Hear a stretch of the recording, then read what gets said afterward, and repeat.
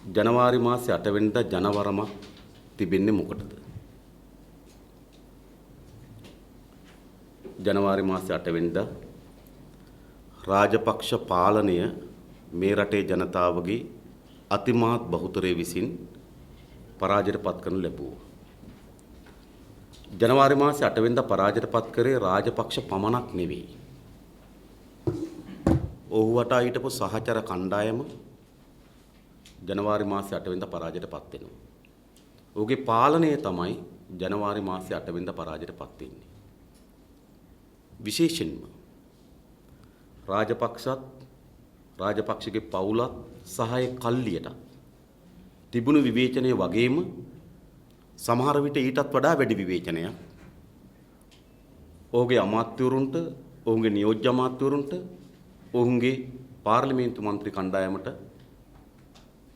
එල්ල වී තිබුණා.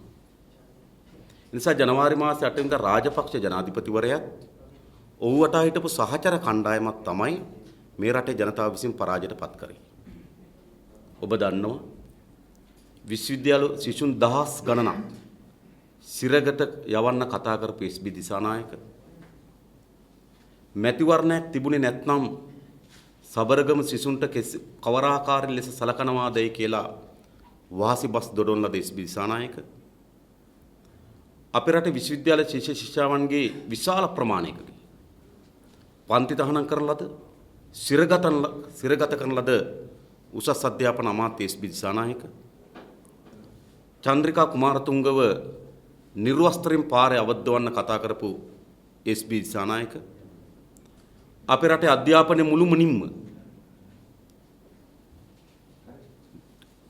රාජ්‍ය අධ්‍යාපනයක් වෙනුවට පෞද්ගලික ව්‍යාපාරිකයන්ට අධ්‍යාපනයට විවෘත වීම සඳහා දොරටු විවෘත කරන්න කටයුතු කරේ එස්.බී. දිසානායකලා. මේ අයට එරෙහිව තමයි මේ ජනවරම තිබුණේ. නමුත් යලි ජනවාරි මාසේ 8 වෙනිදා පරාජයට පත් කරන ලද ජනවාරි මාසේ 8 වෙනිදා මේ රටේ ජනතාවගේ ජනවරමින් පෙරලා දමන ලද ඒ පුද්ගලයන්ම යලි තනතුරු වරප්‍රසාද අත්පත් කරගනිමින් ආණ්ඩුවේ කොටස්කරුවන් බවට පත් කරගෙන තිබෙනවා. මේ මුළුමනින්ම ජනවාරි මාසේ 8 වෙනිදා මේ රටේ ජනතාව ලබා දෙන ලද ජනවරම පාවා දීම. ජනවරමට පටහැනි. ඒ නිසා මෙම තීන්දුව ගත්තු ජනාධිපතිවරයාත් අග්‍රාමාත්‍යවරයාත් මා දන්නේ තව අභ්‍යන්තර කවුරු සහභාගී වුණාද කියලා. ඔවුන් මේ තත්ත්වය වහාම රටට පැහැදිලි කළ යුතුයි. මෛත්‍රීපාල සිරිසේන මහත්මයාට ඡන්දය ලබා දීපු ජනතාවගේ අපේක්ෂාව ඔහු ජනාධිපති පුටුවේ වාඩි කරවා රාජපක්ෂ මහත්මයා ජනාධිපති පුටුවෙන් බැස්සීම පමණක් නෙවෙයි. ඔහුගේ මුළු පාලනයට එරෙහිව තමයි මෛත්‍රීපාල සිරිසේන මහත්මයාට ඡන්දය ලබා දීපු ජනතාවගේ අපේක්ෂාව. දැන් මුළුමනින්ම මේ අපේක්ෂාවට පයින්ගස මුළුමනින්ම මේ අපේක්ෂාව පාවා දීලා ජනතාව විසින් පළවා හරින ලද කණ්ඩායමට යලි තනතුරු වරප්‍රසාද ලබා දෙමින්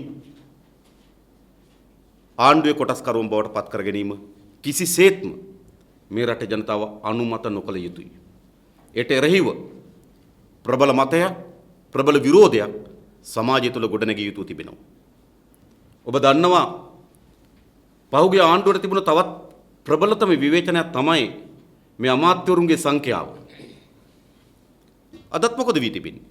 අමාත්‍යවරු නියෝජ්‍ය අමාත්‍යවරුන්ගේ සංඛ්‍යාව 79 දක්වා වැඩි වී තිබෙනවා. අමාත්‍ය ධුර 39කුත් නියෝජ්‍ය අමාත්‍ය ධුර 13කුත් රාජ්‍ය අමාත්‍ය ධුර කියලා අටවා ගන්න ලද අලුත් අමාත්‍ය ධුර 17කුත් අලුතින් නිර්මාණය වෙලා තිබෙනවා. 27කුත් අලුතින් නිර්මාණය වෙලා තිබෙනවා. ඒ නිසා මෙතෙක් තිබුණු රාජපක්ෂ පාලනයේ අමාත්‍ය මණ්ඩලයට එරෙහිව තිබුණු ප්‍රබලතම විවේචනය මෙම ආණ්ඩුවටත් අද ඉටු වෙමින් තිබෙනවා. ජනවාරි මාසේ 8 වෙනිදා රාජපක්ෂ පාලනය පළවා හරිනකොට රටට මහා බරක් වුණු, රටට මහා ව්‍යසනයක් බවට පත් වුණු කිසිදු විද්‍යාත්මක ක්‍රමවේදයකට අනුව බෙදීමට අසමත් වුණු මේ අමාත්‍ය මණ්ඩලයට එරෙහිව තමයි එදා ජනතාව ඡන්දේ පාවිච්චි කරේ. විෂයන් කෑලි කෑලි වලට කඩලා කිසිදු විෂයක් ඒ ශේෂ්ත්‍රයට අනුකූලව මෙහෙව ගන්න බැරි තත්ත්වයක් නිර්මාණය කරලා රාජපක්ෂ ගෙනිච්චි පාලනය තමයි ජනවාරි මාසේ 8 වෙනිදා පරාජය කරේ. යලි මොකද සිද්ධ වෙලා තිබෙන්නේ? එහා සමානම විකෘති තත්ත්වයක් නිර්මාණය කරලා තිබෙනවා. විෂයන් එහෙට කඩලා මෙහෙට කඩලා ඇමතුරුපත් කරලා තවත් රාජ්‍ය ඇමතුරුපත් කරලා තවත් නියෝජ්‍ය අමාත්‍යවරුපත් කරලා අර වගේම අමාත්‍ය මණ්ඩලයක් රටට ජනතාවට මහා බරකන්දක් වෙන තත්ත්වයක් නිර්මාණය කරලා තිබෙනවා. ඒ නිසා මේ ඇමතුරු ප්‍රමාණයට සහුන්ගේ විෂයන් බෙදලා තිබෙන ආකාරයටත් එරෙහිව මේ රටේ ජනතාවගේ ජනමතයක් ගොඩනගී යුතු තිබෙනවා. ඒ වගේම දැන් මේක මා දැක්ක මේක කියන්නේ ජාතික ආණ්ඩුවක් කියලා. ඒ කියන්නේ ජාතික ආණ්ඩුව තීරණය කරන්නේ ශ්‍රී ලංකා නිදහස් පක්ෂය එක්සත් ජාතික පක්ෂය එකතු වුණාම ඒකට කියනවලු ජාතික ආණ්ඩුවක් කියලා. ඔව් මේක ජාතික ආණ්ඩුවක් නම් මේ රටේ ජනතාව කිසිසේත්ම ජනවරමක් දීලා නැහැ. එක්සත් ජාතික පක්ෂයටත් ශ්‍රී ලංකා නිදහස් පක්ෂයටත් එකට එකතු වෙලා ආණ්ඩුව පාලනය කරන්න. කොහෙද මේ ජනවරම දීලා තිබෙන්නේ? 2010 පාර්ලිමේන්තුවේ තිබෙන්නේ එක්සත් ජනතා නිදහස් සන්ධානයකට ආණ්ඩුවක් කරන්නත් එක්සත් ජාතික පක්ෂයේ විපක්ෂ සඳහා තමයි 2010 පාර්ලිමේන්තුවේදී ලබා දී තිබෙන ජනවරම. ජනවාරි මාසේ 8 වෙනිදා ජනවරමින්වත් ප්‍රකාශයටපත් වෙන්නේ නැහැ ජාතික ආණ්ඩුවක් ගොඩනැගීම සඳහා වරම. මොකද ජනාධිපතිවරණයේදී දිගින් දිගටම පැවසුවේ ජනාධිපතිවරණයෙන් පසුව කෙටි කාලයක් තුළ එන මහමැතිවරණයෙන් පසුව ජාතික ආණ්ඩුවක් ගොඩනගනවා කියලා. ඒ නිසා මේ දින 100ක කාල පරිච්ඡේදය ඇතුළත ජාතික ආණ්ඩුවක් ගොඩනැගීම අඩුම තරමේ ජනාධිපතිවරණයේදීවත් ප්‍රකාශයටපත් කරලා නැහැ. ඒ නිසා 2010 පාර්ලිමේන්තු ජනවරමෙත් ජනවාරි මාසේ 8 වෙනිදා ජනාධිපතිවරණය සඳහා ලබා දී තිබෙන ජනවරමෙත් ජාතික ආණ්ඩුවක් ගොඩනැගීම සඳහා කිසිසේත්ම ජනවරමක් මේ රටේ ජනතාව ලබා දීලා නැහැ. එක්සත් ජාතික පක්ෂයටත් ශ්‍රී ලංකා නිදහස් පක්ෂයටත් එකතු වී රට පාලනය කරන්න කොයි ජනතාව අනුමැතියක් ලබා දීලා තිබෙන්නේ? ඒ නිසා මේ ජාතික ආණ්ඩුව ජනවරමට පටහැනි. ඔවුන්ට ජාතික ආණ්ඩුවක් ගොඩනගා ගන්න ඕන නම් ගොඩනගා ගන්න තියෙන එක අවස්ථාවයි. එළඹෙන මහමැතිවරණයේදී එක්සත් ජාතික පක්ෂය රටට කියන්න ඕන ඔවුන් ශ්‍රී ලංකා නිදහස් පක්ෂයත් එක්ක එකතු වී ආණ්ඩුවක් කරනවා කියලා. ශ්‍රී ලංකා නිදහස් පක්ෂය රටට කියන්න ඕන ඔවුන් එක්සත් ජාතික පක්ෂයත් එකතු වී ආණ්ඩුවක් කරනවා කියලා. එහෙම ගිහලා තමයි ජනතාවගෙන් ඡන්ද ඉල්ල ගන්න ඕන. නමුත් 2010 දී කිව්වේ මොකක්ද? ශ්‍රී ලංකා නිදහස් පක්ෂ ආණ්ඩුව අනුගමනය කරමින් තිබෙන ප්‍රතිපත්ති ක්‍රියාමාර්ග වලට පටහැනිව වෙනත් ප්‍රතිපත්ති සහ ක්‍රියාමාර්ග වෙනුවෙන් තමයි එක්සත් ජාතික පක්ෂය ඡන්ද ඉල්ලුවේ. ශ්‍රී ලංකා නිදහස් පක්ෂය ඡන්ද ඉල්ලුවේ තමන් අනුගමනය කරමින් තිබෙන ප්‍රතිපත්ති ඉස්සරහට ගෙනියන්න. එකට එකතු වෙලා ආණ්ඩු කරන්න 2010 ජනතාවගෙන් ජනවරමක් ඉල්ලුවේ නේ. ජනවාරි මාසේ 8 වෙනිදා එක පැත්තකින් මෛත්‍රීපාල සිරිසේන මහත්මයා අනිත් පැත්තේ මහින්ද රාජපක්ෂ මහත්මයා. මෛත්‍රීපාල සිරිසේන මහත්මයාගේ මුළු ක්‍රියාවලියම බද්ධ වෙලා තිබුණේ විවස්ථාව ප්‍රතිසංස්කරණය කරන්න, අලුත් නීතිකා සම්පාදනය කරන්න, පාර්ලිමේන්තුව විසිරුව හැරලා අලුත් ජනවරමක් සඳහා ජනතාවට අවස්ථාවක් ලබා දෙන්න.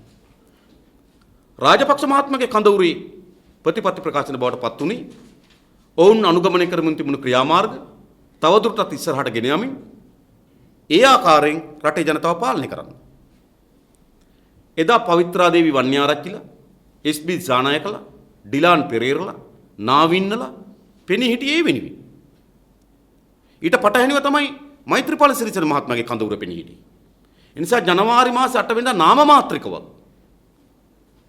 අඩුමතරමේ ජනවරමක් ලැබිලා නැහැ මේ දෙකට එකතු වෙලා රටක් පාලනය කරන්න. ඒ නිසා මේ මුළුමනින්ම ජනවරමට පටහැනි. අපිට පැහැදිලි මේකේ සංගවිච්ච අරමුණු කීපයක් තිබෙනවා. එකක් තමයි වංචාවේ දූෂණයේ යෙදුණු අයට එරෙහිව ප්‍රබල සමාජ මතයක් ගොඩනැගිලා තිබෙනවා.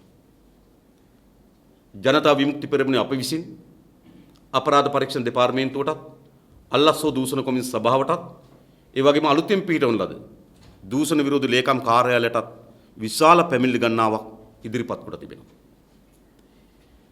ඒ පැමිණිලි යම් ප්‍රමාණයකට විභාගයට ලක් වෙමින් සමහර ඒවා අවසාන අධීරය කරා ගමන් කරමින් තිබෙනවා.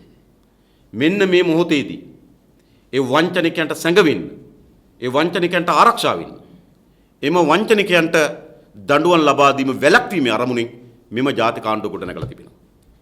දැන් මොකද්ද කළ යුතු වන්නේ මේ ජාතික ආණ්ඩුව? තමන් විසින්ම මහජනගේ මුදල් හොරා කන ලද අයට තමන් විසින්ම නීති පනවලා තමන් විසින්ම ක්‍රියාමාර්ග අනුගමනය කොට තමන් විසින්ම දඬුවම් ලබා දෙන්න සූදානමක් මේ තිබෙන්නේ. එහෙම දඬුවම් ලබා දීද? එහෙම නම් කලින් ආණ්ඩුවම දඬුවම් ලබා දෙනවා. පරණ ආණ්ඩුව හිටපු ඇමතිවරුන්ට മന്ത്രിවරුන්ට එරෙහිව එතනෝල් ව්‍යාපාරයේ යෙදීම් පිළිබඳ පාර්ලිමේන්තුවේ මුදල් අමාත්‍යවරයා සඳහන් කරලා තිබෙනවා. මාදක කැබිනට් ප්‍රකාශකවරයා කියලා තිබෙනවා. එක්තරා മന്ത്രിවරයෙක් සහ තවත් පුද්ගලයන් ගණනාවකට ඩොලර් බිලියන ඩොලර් කෝටි 150කට අධික මුදලක්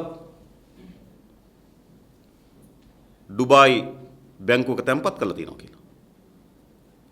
ඒතර ඒකට හිටපු ආණ්ඩුවේ മന്ത്രിවරු සම්බන්ධ වෙලා තිබෙනවා. හිටපු ආණ්ඩුවේ ඇමතිවරු එතනෝල් ව්‍යාපාරයට සම්බන්ධ වෙලා තිබෙනවා. හිටපු ආණ්ඩුවේ ඇමතිවරු විවිධ මර්ධනීය ක්‍රියාමාර්ග වලට සම්බන්ධ වෙලා තිබෙනවා. ඔවුන් කියන ආකාරයෙන් අපි කියන ඊටත් වඩා නමුත් ඔවුන් කියන තොරතුරු අනුව දැන් මොකද සිද්ධ වෙන්නේ? ඒ ආණ්ඩුවේ ප්‍රබලයින් මේ ආණ්ඩුවේ කොටස්කරුවන් බවට පත් වුණාම ඒ අයට දඬුවම් ලබා දෙයිද? ඒ නිසා මෙතන පැහැදිලි අරමුණක් තිබෙනවා.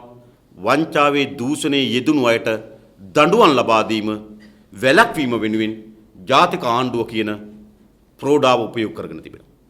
මේකේ ප්‍රධාන අරමුණ වෙලා තිබෙන්නේ ඒක. එයත් ගත්තොත් ජනවාරි මාසේ 8 වෙනිදා ජනතාව ලබා දීපු ජනවරමේ ප්‍රධාන ලෙස පැහැදිලිව සඳහන්ව තිබුණේ මේ වංචාවේ දූෂණයේ නාස්තියේ යෙදුණු අයට දඬුවම් ලබා දෙන්න කියලා. දැන් එයත් මෙම ජාතික ආණ්ඩුව ගොඩනැගීම හරහා එයත් ප්‍රතික්ෂේප වෙලා තිබෙනවා. ඒ වගේම ශ්‍රී ලංකා නිදහස් පක්ෂය පරාජයට පත් වෙලා තිබෙනවා. ඔවුන්ට පරාජයී මනෝභාවයක් ගොඩනැගිලා තිබෙනවා. ඒ නිසා ඔවුන්ට අවශ්‍ය වී තිබෙනවා ජාතික ආණ්ඩුවක් වෙන සංකල්පයකට ගිහිල්ලා නැවත බලයත්පත් කරගෙන නැවත රාජ්‍ය සේවකයන් මාරු කිරීමේ බලය, විවිධ තැන්වලට සමෘද්ධිය බෙදීමේ බලය, ආධාර බෙදීමේ බලය, පොලිසියට මැදිහත් වීමේ බලය යලි අත්පත් කරගන්න තමයි මේ සැලැස්ම තිබෙන්නේ. නිසා ජනවාරි මාසේ 8 වෙනිදා පරාජය කරන ලද දුෂ්ට ජනතා බලවේගයට, ඒ දුෂ්ට ජනතා ක්‍රියාකාරීත්වයට එරෙහිව යලි තමන් අතර බලය අත්පත් කර ගැනීම අරමුණකුත් මේ තුල සඳහන් වෙලා තිබෙනවා. ඒ නිසා මේ රාජපක්ෂ පාලනයේ දුෂ්ටතම ක්‍රියාමාර්ග ජනතාව විසින් පරාජයට පත් කරලා යලි එම ක්‍රියාමාර්ග වලට ඔටුනු පැලැන්වීම සඳහා දරන උත්සාහයක් මෙම ක්‍රියාමාර්ගය තුල සැඟවිලා තිබෙනවා. ඒ වගේම දැන් පාර්ලිමේන්තු සංයුතිය මොකක්ද?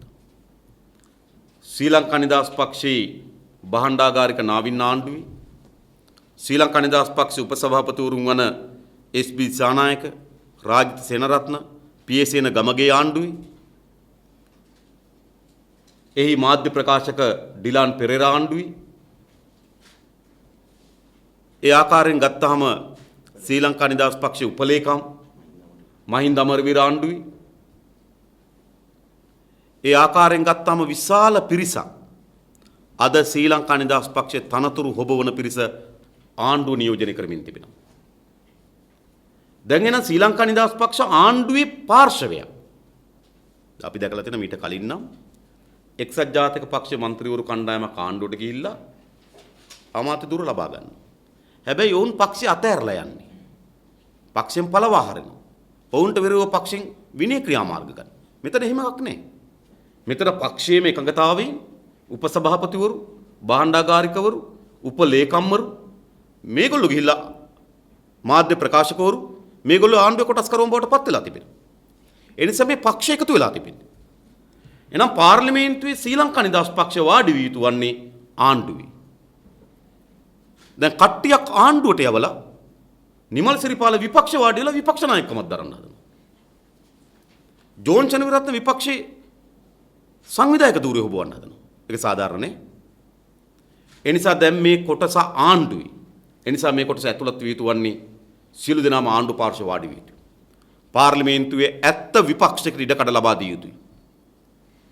කකුලක් ආණ්ඩුවේ තියාගෙන කකුලක් විපක්ෂේ තියාගෙන කොටසක් ආණ්ඩුවට යවලා කොටසක් විපක්ෂ වාඩි වෙලා මේ රටේ ප්‍රජාතන්ත්‍රවාදයට විහිළු කරන්න එපයි කියලා අපි නිමල් සිරිපාල ඇතුළු ශ්‍රී ලංකා නිදහස් පක්ෂ ජේෂ්ඨයින්ට කියනවා. කරුණා කරලා ඕගොල්ලෝ ආණ්ඩුවේ පංගුකරුවන් බවට පත් වෙන්න.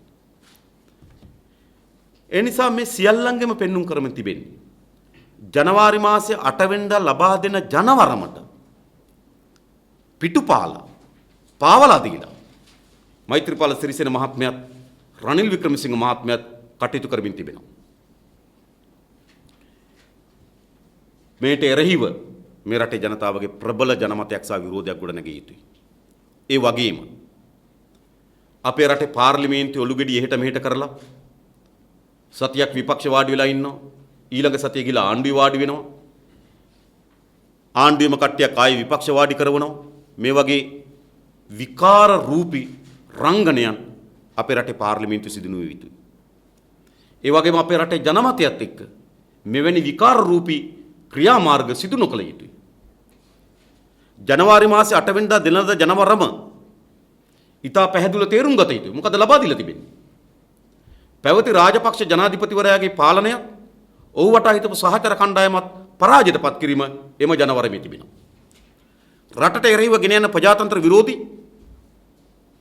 ජනතා විරෝධී ක්‍රියාමාර්ග වලට එරෙහිව මතයක් ඒ ජනවරමේ තිබෙනවා. වංචාවේ දූෂණයේ නාස්තියේ යෙදීමට එරෙහිව මතයක් එම ජනවරමේ තිබෙනවා. සිංහල දෙමළ මුස්ලිම් ජනයා අතර ජාතික අසමගිය ඇති කරමින් ගැටුමක් ඇති කරන්න ගියපු ගමනට එරෙහිව මතයක් එම ජනවරමේ තිබෙනවා. එනිසා එම ජනවරම ඉතා පැහැදිලි ජනතාවගේ පැත්තේ සිට ඉතාම ප්‍රගතිශීලී කර්තව්‍යයන් වෙනුවෙන් ගොඩනගලද ජනවරමක් ඒක. හැබැයි දැන් කටයුතු කරමින් තිබෙන්නේ ජනවරමට මුළුමනින්ම පටහැනීම. ඒ ජනවරම මුළුමනින්ම ප්‍රතික්ෂේප කරමින් තමයි වර්තමාන පාලනය කටයුතු කරමින් තිබෙන්නේ. ඒ නිසා දැන් මොකද්ද වුණා? දැන් රටේ ජනතාවට සාධාරණ අයිතියක් තිබෙනවා. අලුත් පාර්ලිමේන්තුවක් අලුත් ආණ්ඩුවක් ගොඩනගා ගැනීම වෙනුවෙන් මහමැතිවරණයක් ඉල්ලා සිටීම. මොකද මෙහෙම යන්න පුළුවන් ආණ්ඩුවට. මෙහෙම ජනවරමක් තියෙනවා. මෙහෙම ආණ්ඩුව අදන්න අයිතියක් තිබෙනවා. මෙහෙම රටක් පාලනය කරන්න අයිතියක් තිබෙනවා. ඒ නිසා දැන් වහම ජනාධිපතිවරණයේදී ඌ එකගතාවයන් අනුව අප්‍රේල් මාසේ 23 වෙනිදා පාර්ලිමේන්තුව විසිරුව හැර ජනතාවට අලුත් පාර්ලිමේන්තුවක් අලුත් ආණ්ඩුවකට අලුත් ජනවරමක් ලබා ගැනීමේ අවස්ථාව ලබා දී යුතුයි. අමාත්‍ය දූර ගන්න, නියෝජ්‍ය අමාත්‍ය දූර ගන්න, තනතුරු ගන්න, වරප්‍රසාද ගන්න, වාහන බෙදා ගන්න, කාර්යාල බෙදා ගන්න, Tamanට අහිමි වී තිබෙන රැස්වලල් ආරක්ෂා කරගන්න දරන වෙහෙස ජනවාරි මාසේ 8 වෙනිදා ජනතාවට ලබා දුන්නු පොරොන්දු ඉටු කරන්න නොදරනවා. දරන්නේ නැහැ හිම. 19 වෙනි ආණ්ඩු ක්‍රම ව්‍යවස්ථා සංශෝධනය සැලකිතු කාලයත් සකස් කොට අවසන්. කැබිනට් මණ්ඩලයට දානවා, ගැසට් කරනවා, නැවත කැබිනට් මණ්ඩලයට දානවා. මොකද මේ සිද්ධ වෙමින් තිබෙන්නේ? තොරතුරු දැනගැනීමේ පනත සකස් කොට අවසන්. කීප විටක් අපි දිගින් දිගට බලපෑම් කරමින් තිබෙනවා. තොරතුරු දැනගැනීමේ පනත ගේනවා, යට ගහනවා, සාකච්ඡා කරනවා. ඒ වගේම වංචාවේ දූෂණයේ යෙදුණු අයට පැමිණිලි ගෙනියනවා, කට උත්තර ගන්නවා, પાස්පෝර්ට් නතර කරනවා, නැවත එළියට දානවා. ඒවට හදිසියක් නෑ. ජනවාරි මාසයේ 8 වෙනිදා ජනතාවගේ අපේක්ෂාවන්ට, ජනතාවගේ අරමුණු වලට, ජනතාව බලය දෙන ලද වුමනාවන්ට මන්දෝත්සාහය ලෙස කටයුතු කරන ආණ්ඩුව, ඈලිමෑලි වෙමින් කටයුතු කරන ආණ්ඩුව, තනතුරු තාන්න මාන්න වරප්‍රසාද බෙදා ගැනීම වෙනුවෙන් හරි වේගයෙන් කටයුතු කරනවා. ප්‍රවෘත්ති සිකුරාදා එනවා ඇමති ටිකක් පත් කරනකොට ඉරිදා වෙනකොට නේ ඉරිදා දිනේ දිවුරුම් දීලත් සඳුදා වැඩත් බාර ගන්න. ඒවට හරි කාර්යක්ෂමයි. ඒ නිසා මේන් පෙන්눔 කරන්නන් කවරක්වත් නෙවෙයි මේ දේශපාලනේ මේ කණ්ඩායම් වල තිබෙන වමනාව. තව තියෙන දවස් කීයද? දවස් 30යි. දවස් 30 කෑලි. කල්පනා කරලා බලන්න. දවස් 30කට අමාත්‍ය දූර. ඇයි? දවස් 30ක්වත් තමන්ගේ වාහනයට තමන්ගේ අතින් තෙල් ගහගන්න සූදානම් නැහැ. දවස් 30ක්වත් තමන්ගේ වාහනයක් පදින්න සූදානම් නැහැ. දවස් 30ක්වත් තමන්ගේ ගෙදරක ඉන්න සූදානම් නැහැ.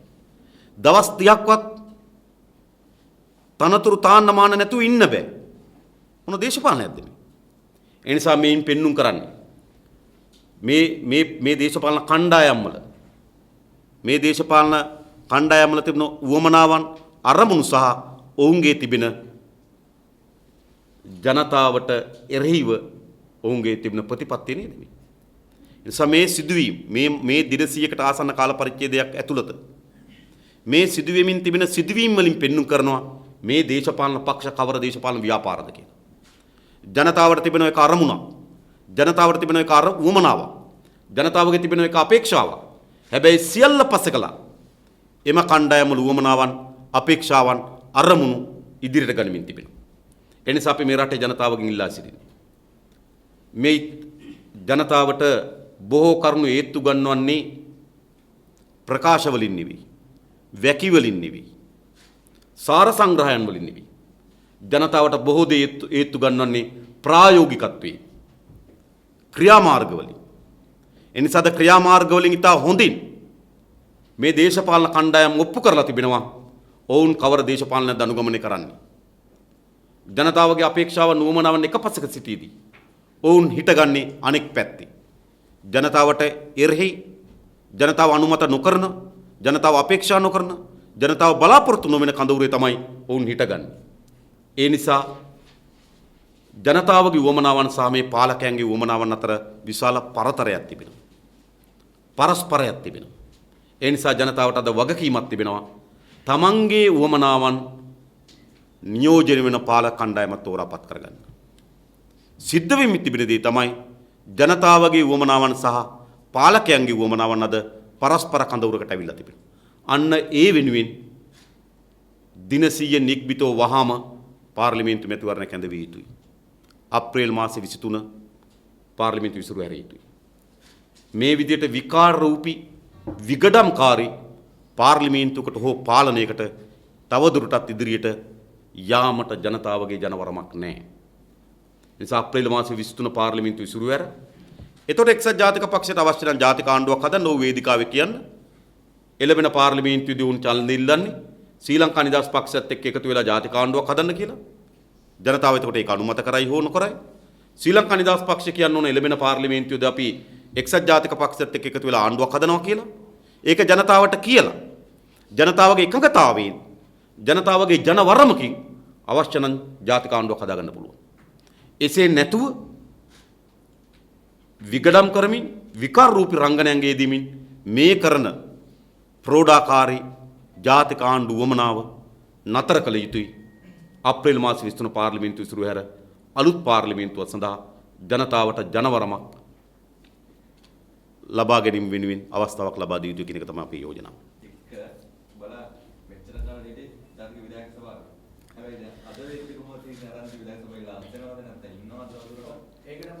ඔව්.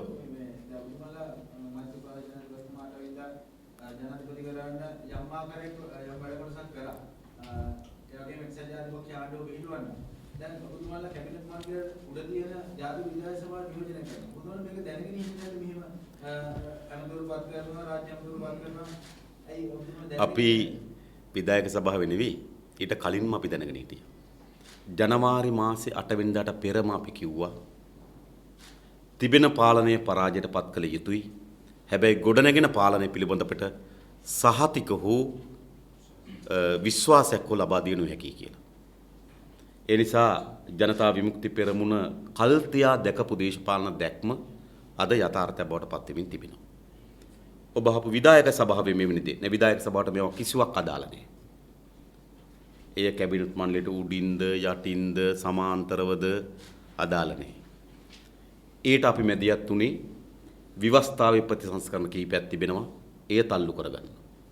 විධායක සභාව තුල සාකච්ඡා කරලා 19 වෙනි ආණ්ඩුක්‍රම ව්‍යවස්ථා සංශෝධනය සකස් කොට අවසන් කර තිබෙනවා. ඉතුරු ක්‍රියාමාර්ගය තිබෙන්නේ ආණ්ඩුවට. මාධ්‍යයටත් අපේ රටේ ජනතාවටත් වැදගත් නීතියක් වන තොරතුරු දැනගැනීමේ පනත සම්මත කරගැනීමේ අපේ අරමුණක් තිබෙනවා. ඒ වෙනුවෙන් විධායක සභාව තුළ අපි මැදිහත් වෙලා තිබෙනවා. ඒ පනත අවසන් කොට ඉදිරිපත් කිරීමේ කාර්යය ආණ්ඩුවට පැවරී තිබෙනවා. ඒ වගේම മന്ത്രിවරුන්ගේ ආචාර ධර්ම පද්ධතිය සකස් කොට විධායක සභාවට ඉදිරිපත් කොට තිබෙනවා. අනතුරුය පාර්ලිමේන්තුවට ඉදිරිපත් කිරීම ආණ්ඩුවේ කාර්යභාරය. ඒ වගේම වංචාවේ දූෂණයේ යෙදෙන අයට දඬුවම් ලබා දීම සඳහා අපේ පැත්තෙන් කරන මැදිහත් වීම, තොරතුරු ලබා දීම, සාක්ෂි ලබා දීම අපේ වසන්ත සමරසිංහ සහෝදරයා අපරාධ පරීක්ෂණ දෙපාර්තමේන්තුවේ පැය 18කට අධික කාලයක් ලිඛිතව පමණක් නෙවෙයි වාචිකව තොරතුරු සහිතව සාක්ෂි ලබා දීලා තිබෙනවා. ඉදිරියට ක්‍රියාමාර්ග ගැනීම ආණ්ඩුවේ කාර්යභාරය. එනිසා විධායක සභාවට පැවරී තිබෙන කාර්යභාරය මේ ඇමතුරු තෝරන්න ආණ්ඩු හදන්න ඒවට එක කැපැවරිනේ. ඒ නිශ්චිත කාර්යභාරය වෙනුවෙන් අපි මැදිහත් වීමක් වෙලා තිබෙනවා. ඒ වගේ ඉතුරු දිගුව මොකද විධායක සභාව කියන්නේ ව්‍යවස්ථාපිත ආයතනයක් නෙවෙයි. අපේ රටේ ජනාධිපතිවරයා, අගමැතිවරයා, කැබිනට් මණ්ඩලය, පාර්ලිමේන්තුව තමයි ව්‍යවස්ථාපිත ආයතනය. මේක දේශපාලන ඒකකයක් පසකින් තිබෙන. ඒ දේශපාලනයකින් තීන්දුව අරගෙන අවසන් කරලා තිබෙනවා. ඒ ක්‍රියාත්මක කිරීම වගකීම තිබෙන ආණ්ඩුවට. ඉතින් ඒ වෙනුවෙන් පමණයි අපි මේ ක්‍රියාවලට මැදිහත් වෙන්නේ.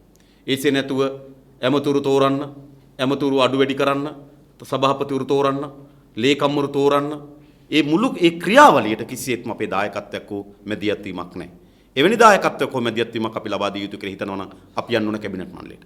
නමුත් අපි මේ කැබිනට් මණ්ඩලයට සහභාගී නොවෙන්නෙම මේ කැබිනට් මණ්ඩලය තුල එවැනි ඊටමත් සාධනීය තීන්දුව తీරන ගන්න පුළුවන් තැනක් කියලා අපි විශ්වාස නොකරන නිසා. ඒ නිසා පිටස්තර සිට බලපෑමක් කරන්න, මෙහෙවන්න, මැදිහත් වීමේ අරමුණින් පමණයි අපි ජාතික විධායක සභාවට සම්බන්ධ වුණේ. ඊළඟ ඔබ අහපු ප්‍රශ්නේ තවදුරටත් ජාතික විධායක සභාවේ ඉන්නවද නැද්ද කියලා. අලුත් තත්ත්වයක් නිර්මාණය වෙලා තිබෙනවා. ඉතින් මේක ඊයේ හවස තමයි මේක සිද්ධ වුණේ. අපි දැන් හම්බෙන්නේ අද උදේ. ඉතින් පක්ෂෙත් එක්ක දීර්ඝ ලෙස සාකච්ඡා කරලා ඒ පිළිබඳ අවසන් තීරණයක් ගත යුතු තිබෙනවා. කෙසේ වුවත් මේ විධායක සභාව තියෙන්නේ අප්‍රේල් 23 දක්වා පමණයි. එතරින් ඔබට මේක ඇදගෙන යන්න උත්සාහයක් දරනවා නම් අපි ඒක ඒ මොහොතේදී තීන්දුවක් ගැනීමට අපි තිබෙනවා. ඒ වගේම වර්තමානයේ ඇති වී තිබෙන තත්ත්වය පිළිබඳව දීර්ඝ ලෙස පක්ෂ තුල සාකච්ඡා කිරීමෙන් අනතුරුව තමයි තීරණයක් ගැනීමට නියමිත තිබෙන්නේ.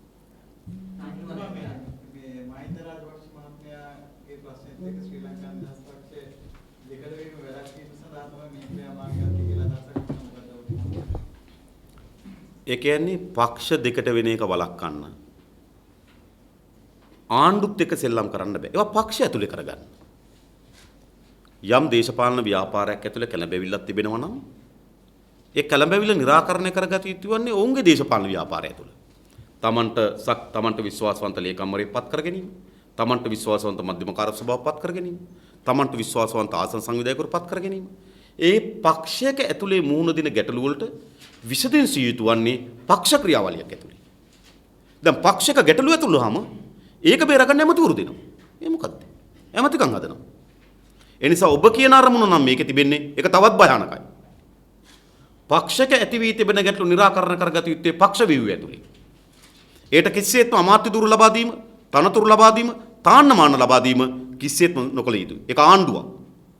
පක්ෂක ගැටලු විසඳා ගැනීම වෙනුවෙන් ආණ්ඩුවක් උපයෝග කර ගැනීම කිසිසේත්ම නොකළ යුතුයි. ඔබ කියන අදහස නම් මේ තුල ගැබ් වී තිබෙන්නේ ඒ තවත් භයානකයි කියන එක තමයි අපගේ අදහස. මාසයක් වෙන කාලයක් තුනව ආණ්ඩුව ව්‍යවස්ථාව හඳුන්වා දීමක් නැතිවම තමයි හඳුන්වා දීමක් කරගන්න කාර්ය පුරෝමේ 19 වෙනි ආණ්ඩුව ව්‍යවස්ථා සංශෝධන සම්මත අවසන් කරලා තිබෙන්නේ. ඒක කැබිනට් මණ්ඩලයට දාලා සම්මත කරගන්න. දැන් සම්මත කරලා තියෙනවා. ගැසට් කරලා තියෙනවා. තව සංශෝධන එකක්ද දෙකක්ද තියෙනවා කියනවා. මේක මේ අමාත්‍යවරු පත් කරන්න තියෙන වමනාවම 19 වෙනි ආණ්ඩුව ව්‍යවස්ථා සංශෝධනය සම්මත කර ගැනීම වෙනුවෙන් තිබුණා නම් මේ වන විට සම්මත වෙලා අවසන්. නමුත් මේ තියෙන කාලෙ බැලුවත් අප්‍රේල් මුල් සතියේ පාර්ලිමේන්තුවේදී මේක සම්මත කරගත හැකියි. 13 වෙනිදා ගැසට් කරා අවසන් කාල පරිච්ඡේදය ගත වෙලා තිබෙනවා. පාර්ලිමේන්තු දින නියම කරගෙන සම්මත කරගන්න පුළුවන්. මැතිවරණ ක්‍රමයේ පිළිබඳව ගත්තොත් මැතිවරණ ක්‍රමයේ සැලකිතු කාලයක් යාවි. ඒක වළක්වන්න බෑ. මොකද දිනේෂ් ගුණවර්ධන මහත්මයාගේ තේරීම්කාරක සභාව අවුරුදු 11ක් තිබ්බා. ඒ අවුරුදු 11 තුලවත් සියලු දේශපාලන ව්‍යාපාරයන්ට එකඟතාවයකට එන්න බැරි වුණා. ඒ නිසා මේ දින 100ක් මාස දෙක තුනක් ඇතුළත ඡන්ද ක්‍රමයේ පිළිබඳ පුළුල් එකඟතාවයකට එන්න ඉඩ කඩ අඩුයි. හැබැයි අපේ පාර්ශ්වයෙන් අපි උපරිම දායකත්වය ලබා දීලා තිබෙනවා. මිශ්‍රකමය නම් එන්නේ. ඒ මිශ්‍රකමේ කවර ආකාරයෙන් විය යුතුද? ඒට ජනගහනයේ ඇති වී තිබෙන ව්‍යාප්තිය, දිස්ත්‍රික් වල ඇති වී තිබෙන බෙදීම, සිංහල දෙමළ මුස්ලිම් කියලා ජන කොට්ටාසයන් ජීවත් වීම, ඒ වගේම ඒ ජනතාවගේ සාධාරණ යෝජනයක් හැදෙන ආකාරය මේකට ගැළපෙන යෝජනාවක් අපි ලබා දීලා තිබෙනවා. ඒ යෝජනාවට එකඟ නම් මේකත් ඉක්මනින් කරගන්න පුළුවන්. හැබැයි මෙතනත් ගැබ් වෙලා තිබෙනවා. ඇත්ත ප්‍රජාතන්ත්‍රවාදී වමනාවන් වෙනුවට එක් අයට තම තමන්ගේ බලය තහවුරු කර ගැනීම සඳහා වමනාවන් එක්ක මැතිවරණ ක්‍රමයේ බද්ධ කරපුවාම තමයි ඒ සාකච්ඡාව පස්සෙකට යන්නේ. අපි විසින් ඉදිරිපත් කළ තිබෙන යෝජනාවට හෙට එකඟ නම් ඒක ඉක්මනින් පාර්ලිමේන්තුවට දාලා සම්මත කරගත හැකියි. ඒ නිසා නමුත් දැන් 19 වෙනි සංශෝධනයත් මැතිවරණ ක්‍රමයත් එකටගෙන ආ යුතු කියන සංවාදයක් තිබෙනවා. ඒ සංවාදයේ තියෙන වෙන මොකුත් නෙවෙයි. මේ මැතිවරණ ක්‍රමය පිළිබඳ එකඟතාවයකට එන්න සැලකිතු කාලයක් ගත වෙනවා. එතකොට ඒ කණ්ඩායම කල්පනා කරනවා එතෙක් ආණ්ඩුව ඇදගෙන යන්න. එන අප්‍රේල් මාසේ 23 වෙනිදා විසිරුව හැරීම වැළැක්වීම වෙනුවෙන් තමයි 19 වෙනි සංශෝධනයේ ඡන්ද ක්‍රමය එකට හප්පන්න හදන්නේ.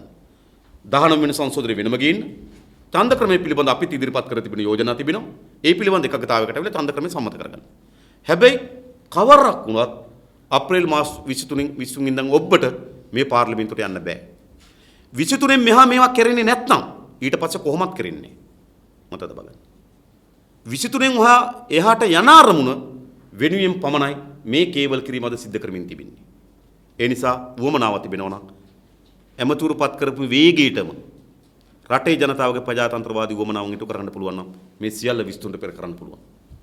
ඒක පාර්ලිමේන්තුවේ 225ක් තියෙනවා. මේ ආණ්ඩු පක්ෂයේ විපක්ෂයේ හරියටම හොයා ගන්නකොට විපක්ෂයේ මන්ත්‍රීවරු කවුද ආණ්ඩුවේ මන්ත්‍රීවරු කවුද කියලා හරියටම හොයාගන්නේ කොහොමද? දැන් හරි පැහැදිලි.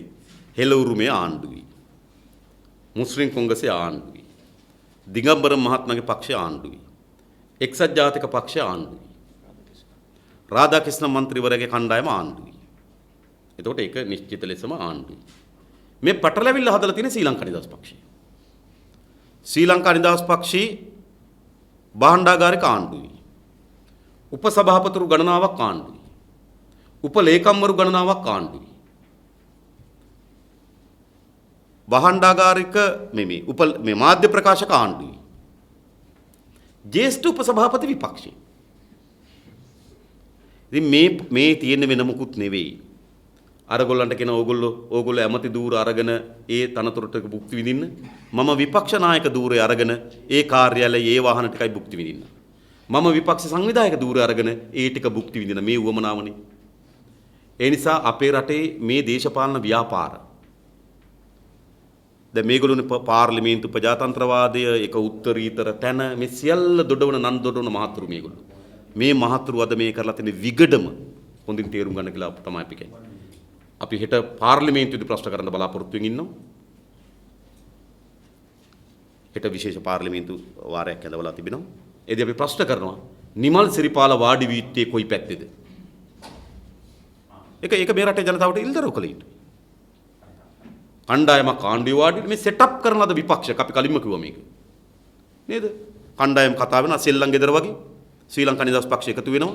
ඕගොල්ලෝ පොලිසිය අපි හොරු නේද? එහෙම බෙදෙනවා. දැන් මේක බෙදෙන ඕගොල්ලෝ ආණ්ඩුවේ අපි විපක්ෂ කියලා බෙදෙන මේ සෙල්ලම් ගෙදර වගේ. ඉතින් සෙල්ලම් ගෙදර වගේ සෙල්ලම් කරන්න පුළුවන් කමක් නැහැ පාර්ලිමේන්තුවේ. ඒ නිසා පාර්ලිමේන්තුවේ ඔවුන් නිශ්චිත ලෙස ප්‍රකාශපත් කර යුතුයි පක්ෂයක් ලෙස ඔවුන් කොහෙද ඉන්නේ කියලා. ඒ තමයි කල යුත්තේ හෙට අපි ඒ පිළිබඳ පාර්ලිමේන්තුවේදී ප්‍රශ්න කරන්න බලාපොරොත්තු වෙනවා. නෑ ඒක තීරණය කරන්න පුළුවන්. ඔවුන් කිව්වොත් අපි විපක්ෂ කියලා. ඔක්කොම ඉන්න ඕනේ විපක්ෂනේ. ඒක බලමු. ඒක තීරණය කරමු. ඉතින් අපි ගොඩක් විපක්ෂ කාර්යභාරය අපේක්ෂා කරන්නේ පාර්ලිමේන්තුව ලුගඩි ගානින්ම නෙවෙයි. අපි මේ රටේ ජනතාවගේ දේශපාලන ක්‍රියාකාරීත්වය ඇතුලේ අපි විශ්වාස කරනවා අපි විපක්ෂ කාර්යභාරය ඉටු කරමින් තිබෙනවා කියලා. අපිට එතන නායකකම ගැනීම, සංවිධායකකම ගැනීම, ඒකට ලැබෙන වාහන කාර්යාල පාවිච්චි කිරීම එහෙම මේ නියාමක් අපිට නැහැ. අපි මේ රටේ විපක්ෂයේ කාර්යභාරය පාර්ලිමේන්තු නියෝජනයේ කුඩා වුණත් ප්‍රබලව ඉටු කරු බව මේ රටේ ජනතාව දන්නවා. ඒ සාතික අපිට ප්‍රමාණවත්. අද දැන් මේ ආණ්ඩුව පත්‍රය දෙන තැන ගැන විමල විවේචන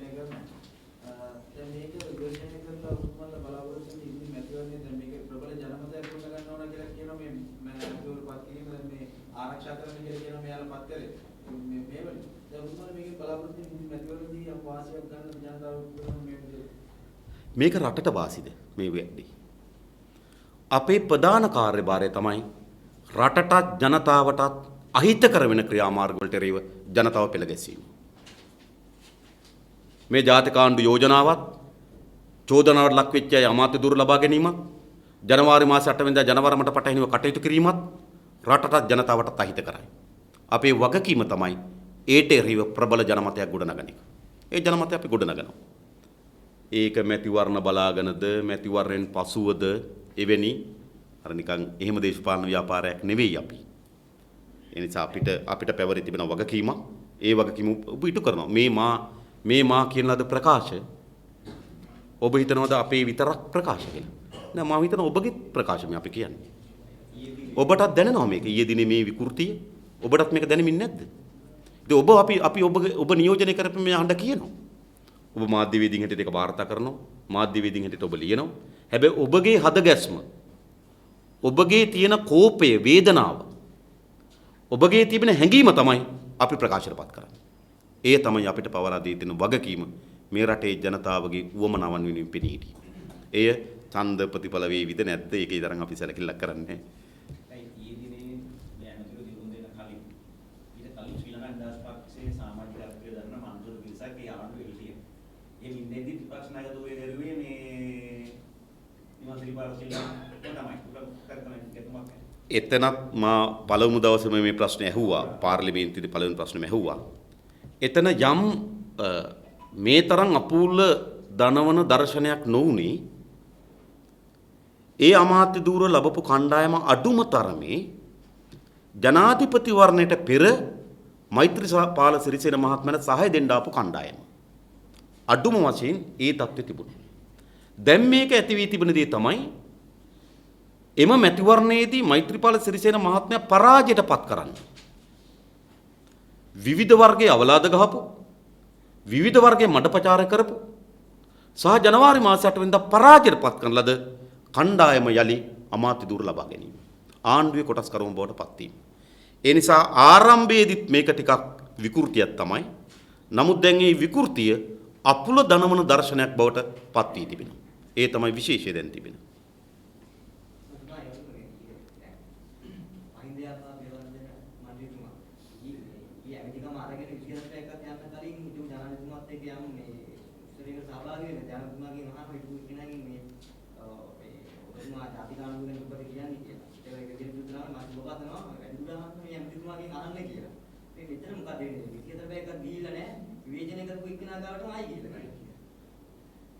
ඉතින් විවේචනය උනේ යා විතරක් නෙවෙයිනේ.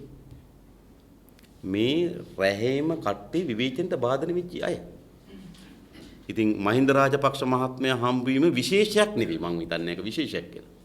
මොකද ජනවාරි මාසේ 8 වෙනිදා ඒකද ඔයගොල්ලෝ හිතුවොත් ටිකක් අපේ රටේ හැමදාමත් පාලනයක් තිබෙනකොට ආණ්ඩුවට වඩා එහි නායකයට විවේචනය තිබුණා. ජේ.ආර්.ගේ ආණ්ඩුවේදී ජේ.ආර්.ගේ ආණ්ඩුවට වඩා ජේ.ආර්.ට විවේචනය තිබුණා. ප්‍රේමදාසගේ ආණ්ඩුවේදී ආණ්ඩුවට වඩා ප්‍රේමදාසට විවේචනය තිබුණා. චන්ද්‍රිකාගේ ආණ්ඩුවේදී ආණ්ඩුවට වඩා චන්ද්‍රිකාට විවේචනය තිබුණා. රනිල්ගේ ආණ්ඩුවේදී ආණ්ඩුවට වඩා රනිල්ට විවේචනය තිබුණා. මහින්දගේ ආණ්ඩුවේදී ආණ්ඩුවට වඩා අඩු විවේචනයක් තමයි සමාජය ගත්තොත් මහින්දට තිබුණේ. ඒතර අඩු විවේචනයේ සහිත මහින්ද පෙරදුනා නම් වැඩි විවේචනයේ සිට කණ්ඩායම දෙපාරක් පරදින්න ඕන. ඒ කියන්නේ රාජපක්ෂ ජනාධිපතිවරයා පරාජයට පත් වෙනකොට ඊට වඩා විශාල ලෙස ජනතාවගෙන් ප්‍රතික්ෂේප වෙලා තිබෙනවා ඒ ආණ්ඩුවේ හිටපු කණ්ඩායම. මොකද ආණ්ඩුවට වඩා අඩු විවේචනයක් රාජපක්ෂට තිබුණ නිසා. ඒ නිසා රාජපක්ෂ ජනාධිපතිවරයාගේ ප්‍රතික්ෂේප වීමෙන් පිළිබිඹු කරනවා ඔහුගේ ආණ්ඩුව ඊටත් වඩා වැඩියෙන් ප්‍රතික්ෂේප කර තිබෙන බව. ඒ නිසා ඇත්තටම ගත්තොත් රාජපක්ෂටත් වඩා වැඩි විවේචනයක් මේ කණ්ඩායමට ගොඩනැගිලා තිබුණා. ඒක ඇත්ත කතාව. එතකොට එහෙනම් එයා පරාද වුණොත් මේගොල්ලෝ කොහොමද පරාද වෙන්නේ? ඉතින් මේගොල්ලෝ එකට මුණ ගැසීම අමුතු දෙයක් නෙවෙයි. මොකද මේගොල්ලෝ ඔක්කොම එක කඳවුරේ කට්ටිය. දියා ඒකයි මම කිව්වේ මොකද්ද ඒගොල්ලන්ගේ අරමුණ මොකද්ද අපිට තේරෙන්නේ නැහැ. නමුත් ඒගොල්ලන්ගේ පක්ෂය ඇතුලේ තියෙන ගේම් වලට ආණ්ඩු සම්බන්ධ කරගන්න එපා. ආණ්ඩු ක්‍රියාවලිය සම්බන්ධ කරගන්න එපා. ඒකයි අපගේ අදහස.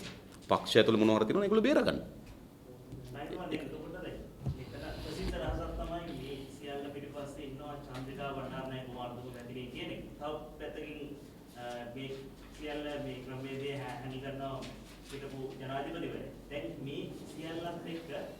ඉදිරියට කොයි වගේ ගමනක් වෙන්නේ කියන්නේ මේ ජනාධිපති විදියට මෛත්‍රීපාල සිරිසේන මහත්තයාපත් වුණා. නමුත් එතුමා හරියට කෙලින් තීරණයක් ගන්න නැති හින්දාද මේ වෙනකොට මේ වගේ තත්ත්වයක් උදා වෙලා තියෙන්නේ. ඇත්තටම ඒගොල්ලෝගේ පක්ෂ අභ්‍යන්තර ප්‍රශ්නයක් නෙවෙයි. චන්ද්‍රිකා කුමාරතුංග මැතිණිය අනුශාසිකාවක්, මහින්ද රාජපක්ෂ මහත්මයා අනුශාසකවරයෙක්, මෛත්‍රීපාල සිරිසේන මහත්මයා ශ්‍රී ලංකා නිදහස් පක්ෂයේ සභාපතිවරයා. එතකොට මහින්ද රාජපක්ෂ මහත්මයා ජනාධිපති වෙනකොට චන්ද්‍රිකා මැතිණිය පළවා හරිනවා. නැවත රාජපක්ෂ ජනාධිපතිවරයා පළවා හරින්න චන්ද්‍රිකා මැතිණිය සම්බන්ධ වෙනවා. රාජපක්ෂ මහතාගේ පරාජයෙන් පස්සේ මෛත්‍රීපාල මහත්තයා සභාපති වෙනවා. ඔහු ශ්‍රී ලංකා නිදහස් පක්ෂ නායකත්වයෙන් රාජපක්ෂ නිරපා හරිනවා. ඒ රාජපක්ෂ ඔවුන්ගේ පක්ෂයේ අනුශාසකවරයෙක් බවට පත් වෙනවා. ඉතින් මේවා තමයි අපේ රටේ පක්ෂ. ඉතින් ඒ වගේ තියෙන ඒ ස්වභාවය තමයි මේ තත්ත්ව නිර්මාණය කරන්නේ. දේශපාලන ව්‍යාපාරයක් කියලා කියන්නේ මතවාදී එකකතාවයක් තිබෙන ව්‍යාපාරයක් පිට. මතවාදී එකකතාවයක් තියෙනවා. ඒතර මෙතන කිසි මතවාදී එකකතාවයක් නේද? මේ තුන් දෙනාම කෙසේ වෙතත් මේ කණ්ඩායම මේ එකිනෙකාට එරෙහිව හොරගල්ලා හොරනවා. මෙයාට කොහොමද මම වැඩක් දෙන්නේ කියලා කල්පනා කරනවා. මේ පැත්තෙන් આવොත් මම මෙයාට මෙහෙම දෙන්නම් කියලා කල්පනා කරනවා. එහෙම තත්ත්වයකටපත් වෙලා තිබෙනවා. ඒ නිසා අපේ රටේ දේශපාලන පක්ෂ ගොඩනැගී යුතු වන්නේ යම් මතවාදී එකකතාවයකින්. මතවාදී එකකතාවයකින් පිරිස් දේශපාලන ව්‍යාපාරයට සම්බන්ධ වෙනවා. එකඟ නැත්නම් මේ දේශපාලන ව්‍යාපාරය යන්න පුළුවන්. හැබැයි මේ පක්ෂවල ස්වභාවය තමයි නේද? බෙල්ල කපා ගන්න බලාගෙනම බදා වැළඳ ගන්න. බෙල්ල කපා ගන්න බලාගෙනම තනතුරු දෙනවා. බෙල්ල කපා ගන්න බලාගෙනම එකට වාඩි වෙනවා. ඉතින් මේ தත්ත්වය තමයි අද ඔබ ඔය කියන ලද தත්ත්වෙන් පෙන්වු කරලා තිබෙන්නේ. අපි නැවතත් කියන්නේ ඒවා ඕගොල්ලන්ගේ පක්ෂය ඇතුලේ ප්‍රශ්න ඇටියට තියාගන්න. ඒවා කිසිසේත්ම ආණ්ඩුවට සම්බන්ධ කරගන්න, රාජ්‍ය පාලන සම්බන්ධ කරගන්න, රාජ්‍ය දීපල උපයෝග කරගන්න, රාජ්‍ය සම්පත් උපයෝග කරගන්න ඒ අර්බුද උපයෝග නොකරගත යුතුයි. ඒකයි අපේ ස්ථාවරය. දැන් සකොඩින් දාන සංසර්ග සම්මානයේ ජීවිත ස්ථාවරයෙන් බලමු. දැනට ඉදිරිපත් කළා තියෙන එකෙන් සම්පූර්ණ විධායක ක්‍රමය අහුසි වෙන්නේ නැහැ. යම් බලතල ප්‍රමාණයක් අඩුවීමක් විතරයි වෙන්නේ. ජනතා විමුක්ති පෙරමුණේ ස්ථාවරය විධායක ක්‍රමය සම්පූර්ණයෙන් අහුසි කිරීම. නිසා 19 වෙනි සංශෝධනයෙන් ඒක එහෙම ඉෂ්ට වෙලා නැහැ. නිසා අපි බලාපොරොත්තු වෙනවා ඉදිරි පාර්ලිමේන්තුවේදී ඒ ගැසට් නිවේදනයට අදාළ සංශෝධන අපේ පැත්තෙන් ඉදිරිපත් කරන්න. ඒ සංශෝධන ඉදිරිපත් කරලා අඩුම ගානේ මෛත්‍රීපාල සිරිසේන මහතාගේ දූර කාලය සඳහා පමණක් අන්තර්කාලීන විධිවිධාන වලට යටත්ව යම් බලතල ප්‍රමාණයක් ජනාධිපතිවරයාට පැවරෙන ආකාරයේ ඉන් අනතුරුව මුළුමනින්ම විධායක ක්‍රමය අහෝසි වෙන ආකාරයට සංශෝධන ඉදිරිපත් කරන්න අපි බලාපොරොත්තු වෙනවා. විධායක ජනාධිපති ධූරය අහෝසි කිරීම පිළිබඳ මතය. ඒක තමයි 1978 මෙම ආණ්ඩු ක්‍රියාව අවස්ථාව හදපු දවසේ සිට ජනතාවගේ මතය. ජනවාරි මාසයේ 8 වෙනිදා විවිධ දේශපාලන කණ්ඩායම් එකට බඳින ලද වූයේ එකට බඳින ගැට ගැසුවේ විධායක ජනාධිපති ධූරය අහෝසි කිරීම පිළිබඳව සටන් පාඨය.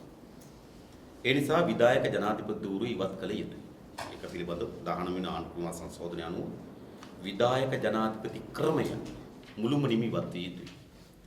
හැබැයි ඒ වගේම මෛත්‍රීපාල සිරිසේන මහත්මයා ජනාධිපතිවරයෙක් හැටියට තෝරාගෙන තිබෙන ඔහුට ජනවරමක් තිබෙනවා. ඒ නිසා ඔහුගේ දූර කාලයට පමණක් සීමා වෙන පරිදි යම් අන්තර්කාල විධිවිධාන පැවරිය යුතුයි. ඔහුගේ දූර කාලයට පමණක් ඔහුගේ අවුරුදු 5න් පසු ඒක මුළුමනින්ම අහෝසි වෙලා විධායක ක්‍රමය අහෝසි වෙලා අග්‍රාමාත්‍ය ප්‍රමුඛ කැබිනට් මණ්ඩලයකට විධායක බලය පැවරන ක්‍රමවේදයකට යා යුතු තිබෙනවා. නමුත් දැන් මේක අස්සෙත් විවිධ ගේම් යමින් තිබෙනවා. විධායක ජනාධිපති ක්‍රමය මුළුමනින්ම අහෝසි කරනවා වෙනුවට යම් බලතල පවත්වාගෙන යාම වෙනුවෙන් දරන උත්සාහයක් තිබෙනවා.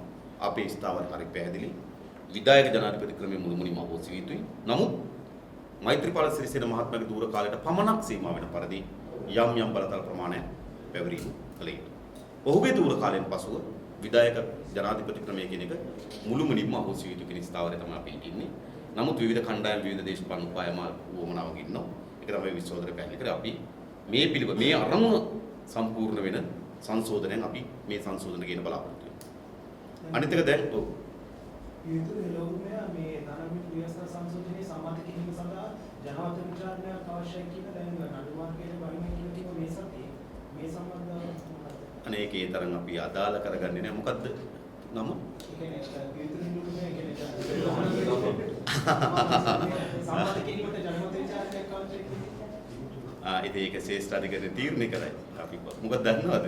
දැන් ආණ්ඩු ක්‍රම ව්‍යවස්ථා සංශෝධනයක් විශාල ලෙස ගෙනෙනකොට ඒක පිළිබඳ විශාල සමාජ අවධානයක් යොමු වෙනකොට බොහෝ අර ඒ කියන්නේ දැන් මේක ලොකු මෙගා නාට්‍යයක් වෙනකොට මේක ඉතින් ඒ නාට්‍ය විසුලුකාර චරිතයකටත් අර බම්මන්න වගේ චරිතයකටත් පණ පොවන දරන උත්සාහයක් තිබෙනවා ඉතින්. ඉතින් ඒ වෙනුවෙන් මම හිතන්නේ දරන උත්සාහයක් වෙන්නේ නැති.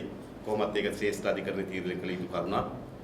මොකද ව්‍යවස්ථාව තුනෙන් දෙකෙන් ඒ සංශෝධන තුනෙන් දෙකෙන් සම්මත විය යුතුද? තුනෙන් දෙකකට අමතරව ජනමත විචාරණයක් අවශ්‍යද කියන එක ශ්‍රේෂ්ඨාධිකරණ තීරණය කරයි. ඕනෑම පුරවැසියෙකුට ඒ පිළිබඳව ශ්‍රේෂ්ඨාධිකරණ යන්න අයිතිය තිබෙනවා.